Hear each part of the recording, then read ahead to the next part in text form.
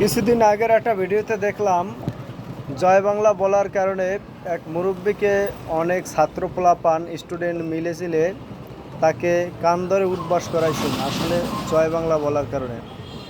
আসলে জয় বাংলাটা কি আওয়ামী লীগের না বিএনপির? জয় বাংলা তো কারোই নয়। জয় বাংলাটা প্রচলিত ভাষা।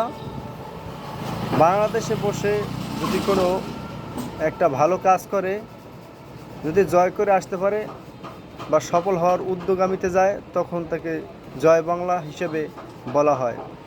এতে তো ভাই আওয়ামী লীগের কিছু নয় আর বিএনপিরও কিছু নয়। তবে ওখানে অনেক স্টুডেন্ট ছিল, স্টুডেন্ট থাকা সত্ত্বেও তারা চাচাকে অনেক হেনস্থা করেছে দেখলাম ছোটোখাটো একটা বিষয় নিয়ে। সে আওয়ামী লীগ হয়ে যদি বড় অন্যায় করে থাকে বা ছোট অন্যায় করে থাকে, সে অন্যায় তুলনায় তাকে সাজা দেওয়া উচিত। কিন্তু এভাবে হেনস্থা করা একেবারেই অত্যন্ত যথেষ্ট মনে করি না। কারণ আমি অনেক বিএনপির বক্তৃতায় দেখেছি, যাই হলো বক্তৃতা দেওয়ার শেষে জয় বাংলা বলে ফেলে। আসলে ভাই এটা একটা প্রচলিত ভাষা ভাই। এখানে আওয়ামী লীগকে বোঝানোর একেবারেই নিশ্চয়তা না ভাই। এটা যদি বলেন আপনারা অনেকেরই ভুল হবে। জয় বাংলা বনি যে আওয়ামী লীগের তা না। জয় বাংলা সমস্ত মানুষেরই।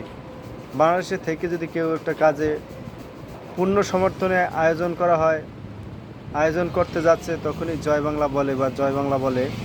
এটা হচ্ছে প্রচলিত ভাষার সাথে আসলে সম্পূর্ণ একটা মিল। সেটাকে যদি কেউ এভাবে নেন, তা একেবারে ভালো মনে করি না ভাই। এভাবে যারা বড় বড় অন্যায় করে তাদেরকে ধরেন, এই ছোটোখাটো অন্যায়ের জন্য ধরে লাভ নাই তো। যারা কোটি টাকার অন্যায় করে তাদেরকে ধরেন না, যারা 2 টাকার অন্যায় করে তাদেরকে ধরেন। এটাই হলো বাংলাদেশের জনগণের নীতি কি? হলেও আমি জানি যে বাংলাদেশ অনেক শিক্ষার্থীদের অংশ দিয়ে অনেক আগানো আছে।